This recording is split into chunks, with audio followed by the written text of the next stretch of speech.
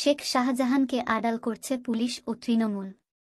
আজ সবকিছু যখন বিপক্ষে চলে গিয়েছে তখন তারা শাহজাহানকে গ্রেফতারির কথা বলছে।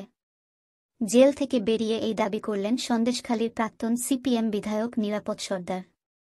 তিনি প্রশ্ন করেন, আমি তো এতদিন ছিলাম না, তাহলে সন্দেশখালীতে বিক্ষোভ হচ্ছে কেন?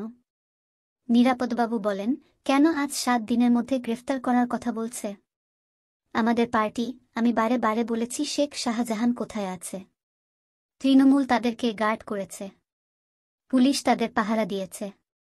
আজকে যখন সবটা বিপক্ষে চলে যাচ্ছে তখন বলছে 7 দিনের মধ্যে গ্রেফতার করতে হবে। ইয়ার্কি পেয়েছে সন্দেশখালীর মানুষের সঙ্গে। কেন আজ সন্দেশখালীর মানুষ 144 ধারার মধ্যে থাকবে? এজন্য সম্পূর্ণ তৃণমূল ও তার নেতারা দায়ী। তিনি বলেন, কাল এসেছিল শিবু হাজরা। তাকে আমি জিজ্ঞাসা করলাম, তুমি আমার বিরুদ্ধে কেস করেছ কেন? ওই মহিলারা এসেছিল 5 ফেব্রুয়ারি। থানায় গেছিল, তাদের টাকা দেওনি কেন? কেন আজকে তোমার নেতারা টাকা দেওয়া হবে বলে বাড়ি বাড়ি ঘুরে বেড়াচ্ছে? 3 বছর ধরে টাকা দেয়নি কেন? কেন 100 দিনের টাকা লুট করেছে? চোরেদের গার্ড করার জন্য আজ 100 দিনের টাকা দিচ্ছে। নিরাপদবাবুর অভিযোগ, যেখানে যেখানে আমাদের রাজ্যে এই ঘটনা ঘটেছে সেখানেই মমতা ব্যানার্জি এই কাজ করে। সন্দেশখালীতেও এই ঘটনা ঘটেছে। চেষ্টা করছে জমি ফেরত দেওয়ার। কি করে ফেরত দেবে? তার তো একটা আইন আছে।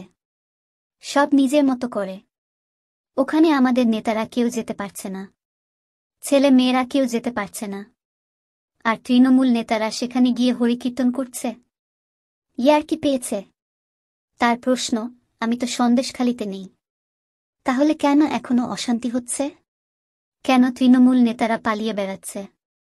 কাল এক নেতা পালিয়ে এসে হুমড়ি খেয়ে কোর্টে আমার সামনে কান্নাকাটি করছে, আমাকে বাঁচাও।